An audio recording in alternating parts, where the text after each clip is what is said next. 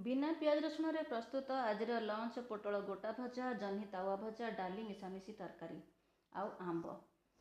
Hello friends, मु प्रिया आपण मानकु मो चैनल ट्रेडिशनल फूड ब्लॉग प्रिया चैनल को स्वागत करुच्ची। आज मु पोटल गोटा भजा आ जह्नी तावा भजा शिखापी चाहूँगी। एथिपाई मु पोटल नहीं आधा केजी ताको भल भाव धोईकरी पेट चिरा करी तार भितर थिबा मंजी को मु अलगा करी रखीची, ताको मध्य मु यूज करी। एसबू कर सारा पर मसला मु सजाड़ी जीरा अदा धनिया लंका कंचा लंका टमाटो आउ गरम मसला एसबू को मु बाटिबी अलग की रखी मु बाटिबी। यापर जह्नी को आमे चोपा छड़े धोईकरी टिक टिक करी काटिबा, से टिके लुण पकईकी अलग की रखीदबा से पानी छाड़ापी। तापर चाउल अरुआ चाउल दुटा मु भेदे देछि, अरुआ चाउल टिके भेदी देछि आ मसला मध्य सजाड़ी। जो मसला सजाड़ी ताको मु एबे ग्राइंडिंग करी। ग्राइंडिंग करी उभय पोटल आउ जह्नी पाई हमको ग्राइंडिंग करी रखा पड़ो। समान मसला आम ए दबा, केवल चाउल मंड को दबा आम हूँ जह्नी पाई। बर्तमान मसला प्रस्तुत हो जाइए। एबे मु चाउल को बाटुची, भेदेकी रखी अध घंटे भेदेकी रखी चाउल को अरुआ चाउल को मु बाटिकी ताको मध्य अलग की रखी। टिके ग्राइंडिंग करदबा 2-4 सेकेंड रे से ग्राइंड हो भेदी जाइथिबारु भल भाव रे। एबे मु ताको मसला अलग की रखिली, ए मसला अलग की रखिली आ पोटल रो मंजी को मध्य एबे मु अलग की ताको बाटिकी रखिबी पोटल रे दबा पई। वर्तमान पोटल मंजी को मु अलग की ग्राइंड करी रखी देउची। समस्त मसला आमे प्रस्तुत कर सारचंती। एबे आमे कोन करिबा, कड़ाई रे तेल पकेइकरी मसला प्रस्तुत करिबा। पोटल पई गोटे मध्यम धरणर आलू को मु सिझेइकरी चकुड़ी देछि। एबे कड़ाई रे तेल पकेबा, सेथिरे दिटा फुटण पकेबा, जीरा फुटण दिटा पकई सारला परे हेंगू आउ मेथी पत्र मध्य सेथिरे पकेबा। एबे आमे मसला प्रस्तुत करूचंती पोटल पई।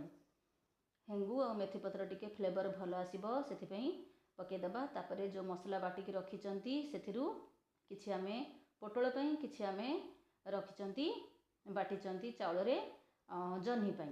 एबे जो पोटल पई आमे प्रस्तुत करचंती सेथिरे मसला पकई सारला परे टिके लुण पकईकरी आमे ताकू टिके घांटी दबा। ता सहित एबे आमे कोन करिबा, बाटिकी रखिथिबा जो हळदी गुंड टिके पकई दबा,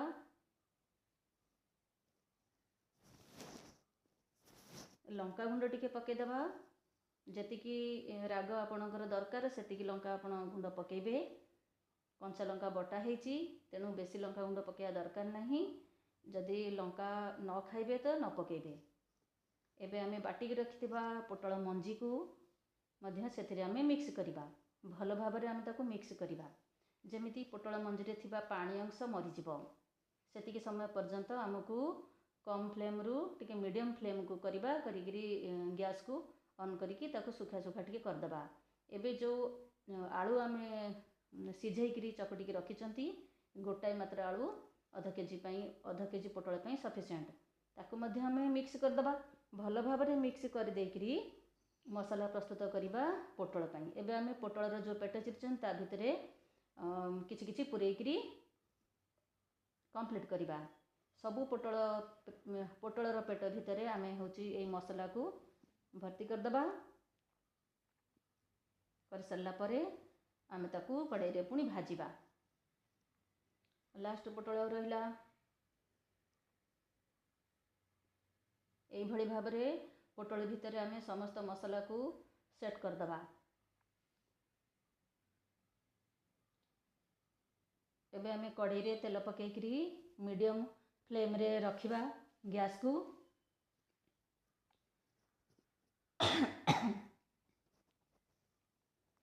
तापरे से टिके ताती गला परे आमे पोटल रे मसला जो भर्ती कर रखिचंती ताको आमे गोटा गोटा करिकी छाड़ी दबा, किंतु ताको घांटीबा नाही। एमिति ही आराम से समस्त पोटल को आमे रखी देबा।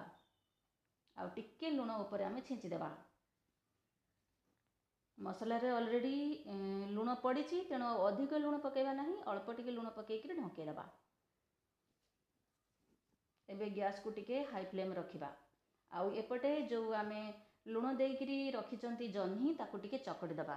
चकुड़ी देकी चिपुड़ी देबा। ଜହ୍ନି ଭିତରେ ଥିବା ପାଣି ଅଂଶ ଲୁଣ ତାକୁ ସବୁ ବାହାର କରିଦେବ। ଲୁଣ ଯୋଗୁଁ ସବୁ ପାଣି ବାହାରିଯିବ। এইଭଳି ଭାବେ ଜହ୍ନିକୁ ଆମେ ଚିପୁଡ଼ି ଦେବା। ଆଉ ସେଥିରେ ଯେଉଁ ପାଣି ବାହାରିଲା ତାକୁ ଆମେ ଫୋପାଡ଼ିବା ନାହିଁ, ଆମେ ଅନ୍ୟ ତରକାରୀରେ ବି ପକାଇ ପାରିବା। ଏବେ ତାକୁ ରଖିଲା ପରେ ପୋଟଳକୁ ଆମେ ଢାଙ୍କୁଣୀ ଖୋଲିକି ଟିକେ ନଉଟାଇ ଦେବା, ପୁଣି ଥରେ ଢାଙ୍କୁଣୀ ଦେଇଦେବା, ଦେଇକି ରଖିବା। ଆଉ ତାପରେ ଆମେ ଜହ୍ନିରେ ଜହ୍ନିରେ ଯେଉଁ ଚିପୁଡ଼ି ରଖିଛନ୍ତି ସେ ବଟା ମସଲା ଆଉ ଚାଉଳ ମଣ୍ଡ ସବୁକୁ ଆମେ ମିଶାଇକି ଯେଉଁ ବାଟି ଦେଇଛନ୍ତି ତାକୁ ଆମେ ମିଶାଇବା। ତା ସହିତ କିଛି ଗୁଣ୍ଡ ମସଲା ପକାଇବା, ଯେମିତିକି ଲଙ୍କାଗୁଣ୍ଡ, ଜିରା ଗୁଣ୍ଡ, ଧନିଆ ଗୁଣ୍ଡ, ଗରମ ମସଲା ଥିଲେ ବି ଦେଇପାରିବେ, ଗୋଟା ଜିରା ଦିଟା ପକାଇବେ, ଆଉ କର୍ଣ୍ଣଫ୍ଲୋର 2 ଚାମଚ ପକାଇବେ। ହେଙ୍ଗୁ ପକାଇବା ପାଇଁ ଚାହିଁଲେ ମଧ୍ୟ ପକାଇ ପାରିବେ, ତା'ର ବି ଫ୍ଲେଭର ଭଲ ଆସିବ। ଏଥିରେ ବି ଆପଣ ମେଥିପତ୍ର ବି ପକାଇ ପାରିବେ। ଯେଉଁମାନେ ପିଆଜ ରସୁଣ ଖାଉଛନ୍ତି କାଟିକିରି ପିଆଜ କିମ୍ବା ରସୁଣ ବି ଦେଇପାରିବେ। ଆଉ ହଳଦୀ ଗୁଣ୍ଡ ଟିକେ ଦେଇକରି ଭଲ ଭାବରେ ଆମେ ମିକ୍ସ କରିଦେବା।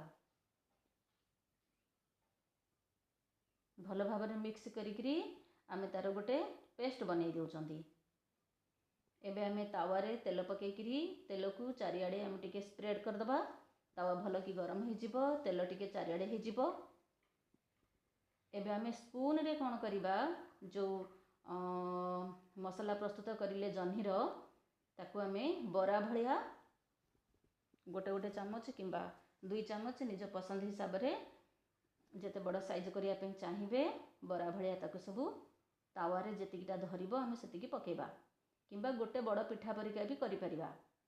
ପରେ ତାକୁ କଟ୍ କଟ୍ କରିକିରି କାଟିପାରିବା, କିନ୍ତୁ ଏଇଭଳି ଛୋଟ ପିସ୍ କଲେ ବେଶୀ ସୁନ୍ଦର ବି ଲାଗେ। ମୁଁ ପ୍ରସ୍ତୁତ କରୁଛି ବିନା ପିଆଜ ରସୁଣରେ, ଆପଣ ଚାହିଁଲେ ଉଭୟରେ ଆପଣ ପିଆଜ ରସୁଣ ବି ପକାଇ ପାରିବେ। ଆଉ ତାପରେ ତେଲ ଟିକେ ଚାରିପଟେ ଦେଇକରି ଆମେ ଢଙ୍କେଇ ଦେବା, କାରଣ ଜହ୍ନି ତ ସିଝି ନାହିଁ ନା, ସେ କେବଳ ଲୁଣରେ ପଡ଼ିକିରି ସଫ୍ଟ ହେଇଯାଇଛି। ତାପରେ ଏପଟେ ଆମେ ପୋଟଳକୁ ଖୋଲିକିରି ଆଉ ଟିକେ ଲଉଟେଇକି ଦେଖିବା। ଏବେ ପୋଟଳ ଆମର ଅଲରେଡ଼ି ହେଇଯାଇଛି। ଏବେ ଜହ୍ନିକୁ ବି ଆମେ ଲଉଟେଇକି ଦେଖିବା। ଫ୍ଲେମ୍ ବଡ଼ ରଖିବା ନାହିଁ, ଫ୍ଲେମ୍ ଟିକେ ମିଡ଼ିୟମରେ ରଖିକିରି ଏସବୁ ଆମେ କରୁଛନ୍ତି।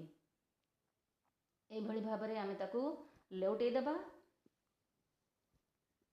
ଦେଖନ୍ତୁ କେତେ ସୁନ୍ଦର ଦେଖାଯାଉଛି ଆମର ଜହ୍ନି ବରା।